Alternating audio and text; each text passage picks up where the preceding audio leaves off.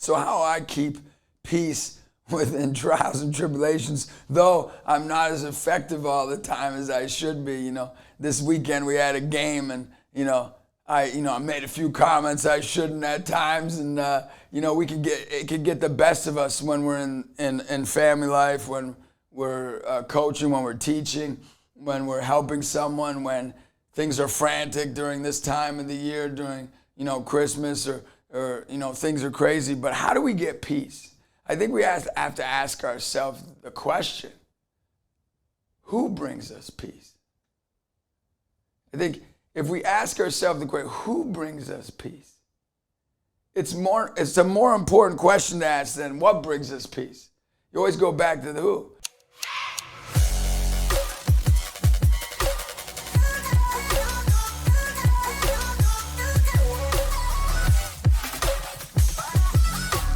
And for me, who brings me peace? And when I think in my life, who brings me the most peace? It's children. Children bring us peace. You're like, no, they don't. Now when they're young, I'm not, when two kids are battling, I get that. That doesn't bring us peace. I'm talking about like when you're doing a puzzle with a child, right? Or you're playing even just a video game with a young kid. It brings you peace. Why? Well, what else brings you? I think back in my life, what else? So when I was struggling most in my life, when I was a kid, I would every week go and play cards with my grandmother. Why? Because who I hung out with, my grandmother, brought me peace. In the midst of struggling in school, the midst of doubting or questioning my humanity, of who I was, of my mission, purpose in life, one of the more tougher times in my life, what brought me peace? It was playing cards with my grandma.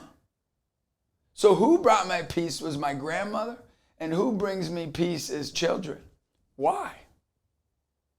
Why? Because mistakes or no mistakes, they love me the same. A child loves you the same. Now, a grandparent does the same thing. Why? Because they've seen so many mistakes and made so many more mistakes just by the odds of years, right? That they're not looking at your mistakes, they're just looking at you. And who does a child resemble? And who does an elderly person resemble? They resemble Jesus.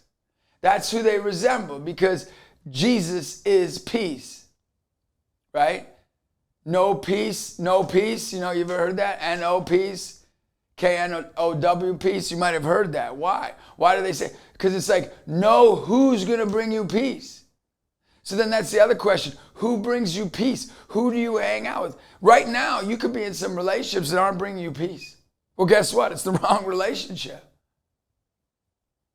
If somebody's not bringing you peace, it doesn't mean you're not going to have rocky times. Like the kids fighting back and forth. That's going to happen. But people should bring you peace. And that's the goal.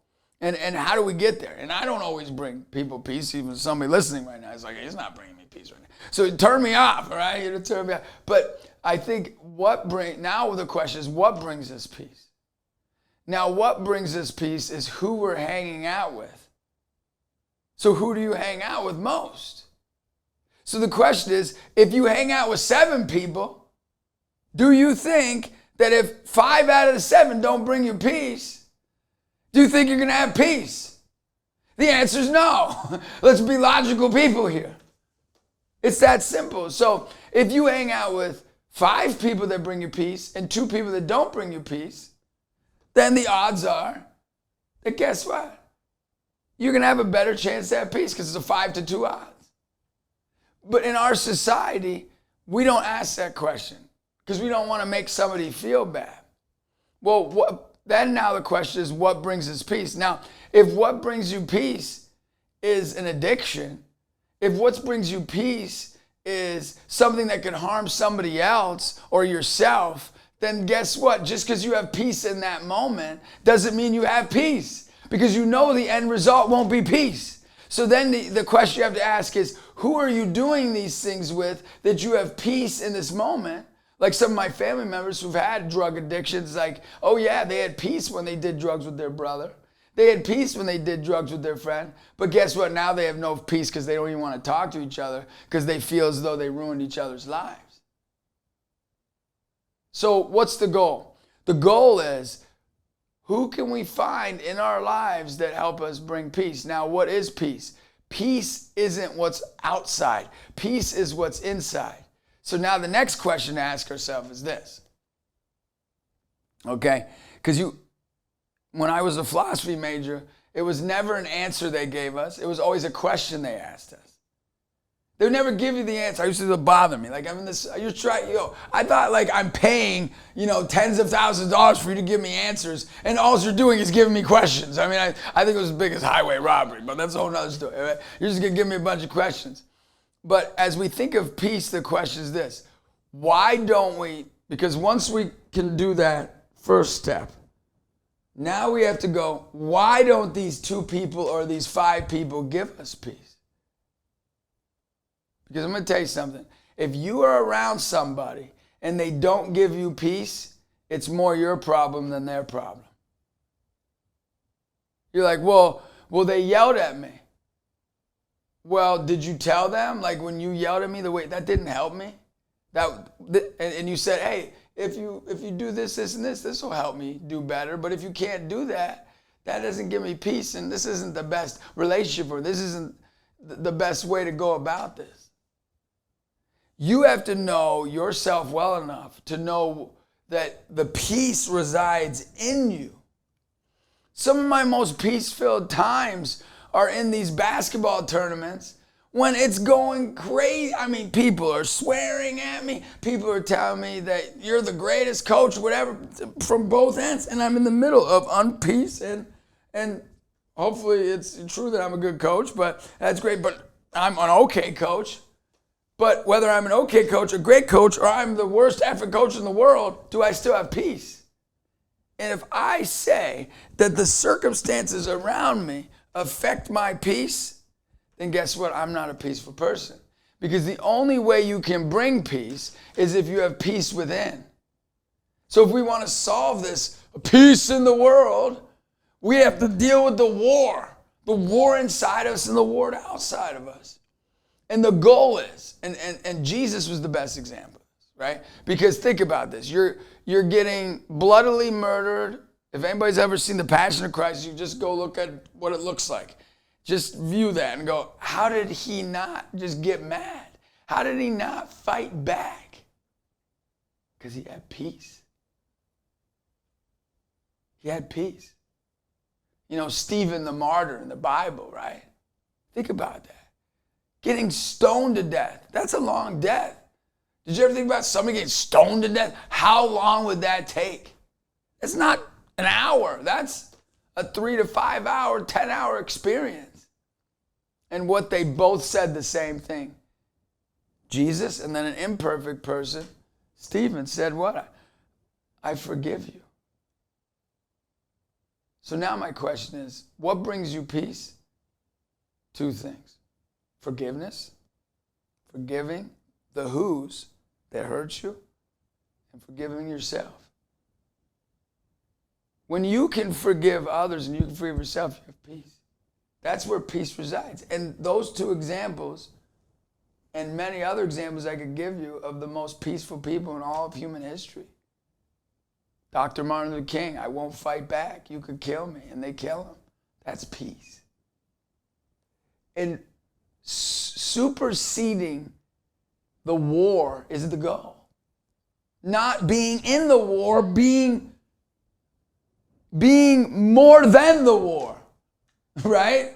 If we live in a war, we're in a war right now. I'm telling you, and this basketball experience for me it's made me pivot a lot in my life and go, this is a bigger war than we realize. Basketball is $1 trillion. Youth basketball is $1 trillion operation in this nation. Think about that. That's a war.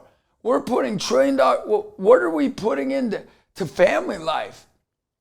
To multi-generational mentorship.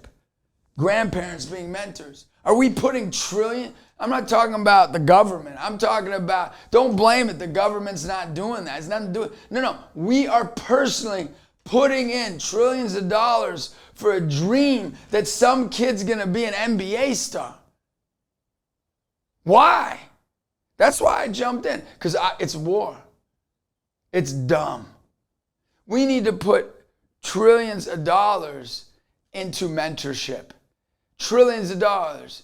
And it's sad to say, that's not what people care about. They care about being praised and being encouraged. They don't care about dealing with the truth that, guess what? How are we going to forgive in this war, and how are we going to forgive ourselves from the wrong we've done? And that's the war we need to fight. Forgiveness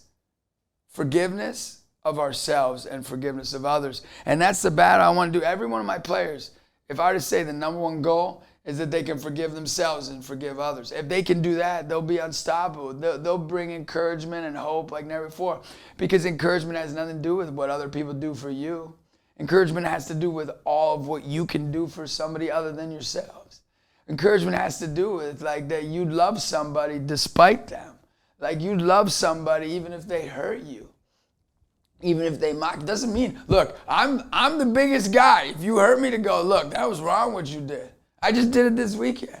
I told a coach, look, man, you're maneuvering the system, man. It's wrong. And I told him. But that doesn't mean I don't talk to him before the game and spend a half an hour, how's your daughter and how's your life? And, man, you ever need anything, call me anytime. We have to be willing in the war to have peace, forgiveness, and forgive ourselves. And if we can do that, it's game over. And that's what I'm hoping for our world right now. And that's what I'm hoping for every person listening to these when you go on YouTube and you check out these, you got to share these, because I'm not giving you this knowledge because I'm like reading a book. I'm giving you this knowledge because I've been in the war. I've personally battled it, and it sucks. But it's worth it to be in the battle.